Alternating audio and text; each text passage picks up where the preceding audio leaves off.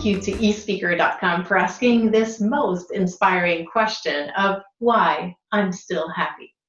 And my name is Dr. Marie-Hélène Pelletier. I'm a psychologist, and I can't help it. I'm going to propose that I answer a slightly modified question that's going to sound like why part of me is still happy. And I'll tell you why I'd like to do that. The reason is we are experiencing, in order to experience happiness here, we have to acknowledge that there is part of the situation that makes us happy and then feel it. The same way that we want to acknowledge that parts of this situation are not so happy, and we can acknowledge these feelings as well. And so as we broaden this range, we're able then to pay attention to all the emotions that we may be able to experience, including the happy ones. Which this broadening was brought to me through an experience I had early in the time that we've had to be confined in our homes.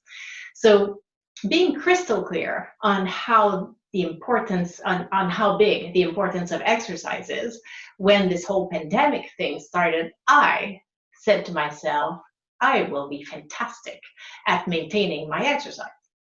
So I usually run, and on very early mornings where I don't go for a run, I'll exercise usually in my home and do aerobic exercises, jump around, do that kind of thing.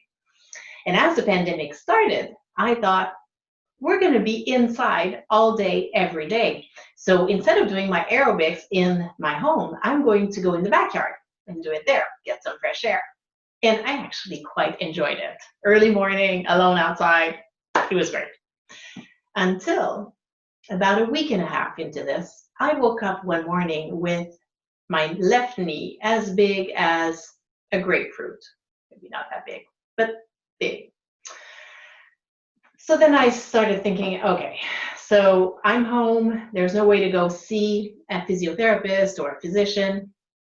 What am I going to do with this? And then one of the funny things is that, or I think it's funny, 20 years ago, I did my research, my doctoral research on telehealth, providing psychotherapy via video conferencing. Yet, I'm here with my knee situation, and I thought, I'm not going to see my physiotherapist via video. That's not going to work. But then, of course, I got the knee. We can't see anyone in person, so I called the clinic, and I did get an appointment via video with my physiotherapist. And sure enough, she was fantastic as she always is. Figured out the problem. Turns out, for me, not good to do aerobics on concrete. Not going to do that. So we fixed the problem. I'm back to running now, and everything's fine. But see what happened? I broadened my perspective. Pre-pandemic, I would never have considered doing a video appointment with my physiotherapist. Yet, now, as we move into reopenings of clinics, maybe I'll go sometimes in person, but maybe sometimes I'll do a video appointment, right? Broadened my perspective, which I'm sure is something that has happened to you as well. You've had your own experiences so far that in this context have broadened your perspective, right? What are your stories about this? As we move forward, I think that all these opportunities to see things differently, to broaden our perspectives, will influence the choices we make moving forward. How we use our time, where do we put more energy?